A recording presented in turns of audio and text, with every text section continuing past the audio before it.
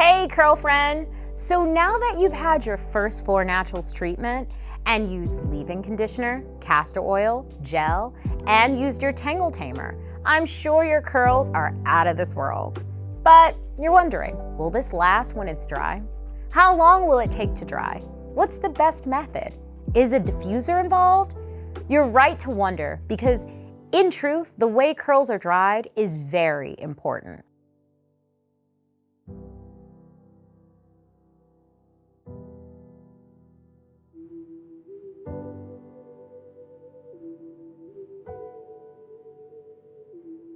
Your curls are set, and you haven't touched a single set wet curl. I will list the many drying methods from the best option to the worst. Using a professional hooded dryer at home is the best and fastest way to get your hair in a hard cast. Forgot what a hard cast was? A hard cast is what is created around your curls when the gel or styling product is dry. Your curls become hard. When you're at 90% hard cast, that's your pass to pull out the diffuser and finish off your roots. The diffuser gets right at the scalp and dries the roots, which must be bone dry in order for your curls to be free. You can buy a professional hood dryer for about $200 or the average cost of a bundle of weave or a fairly good wig. Only this $200 won't end up in the garbage by the end of the month.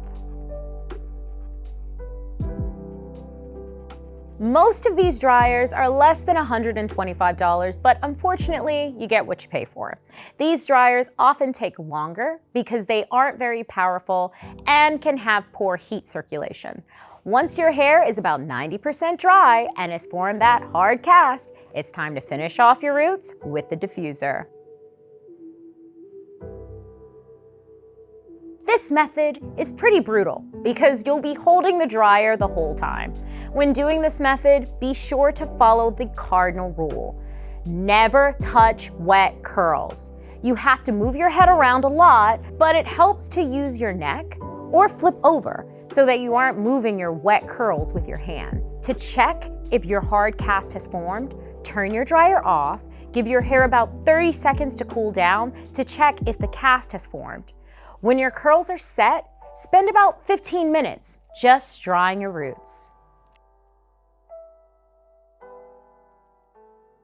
Air drying is one of the easiest ways to dry your hair to the hard cast stage. However, this method does have its tricky parts.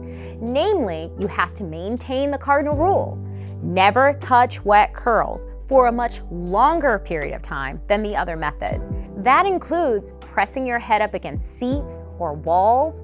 That means no hats while your hair is drying. And once you've managed to get your curls set, you still have to spend some time on your roots with the diffuser. This is the last and worst method for drying your curls. Because you're asleep and your curls are smushed up in your bonnet against your pillow, smushed curls and frizz will be revealed in the morning. But as long as your curls were properly detangled and separated, you'll be able to save this wash and go in the morning. Once you take off the bonnet, begin diffusing your roots. Your curls will tumble out of their balled up positions and you'll be able to assess which curls will need to be redefined. Curls dried using this method do tend to look dry and dull sooner, but you can always rehydrate and keep it moving. Once you've finished with the diffuser, assess your hair. Some curls may be sticking together because they dried side by side. Simply pull them away from each other all the way to the root. This is what we call releasing the curl. Release your curls wherever you see fit. Lastly, you may want to use a little curl butter to break up any of the gel that remained hard on your hair. Simply get the area of your hair you're about to put butter on hot with the diffuser and smooth it onto the hair. Don't pick it, grab it and smooth it.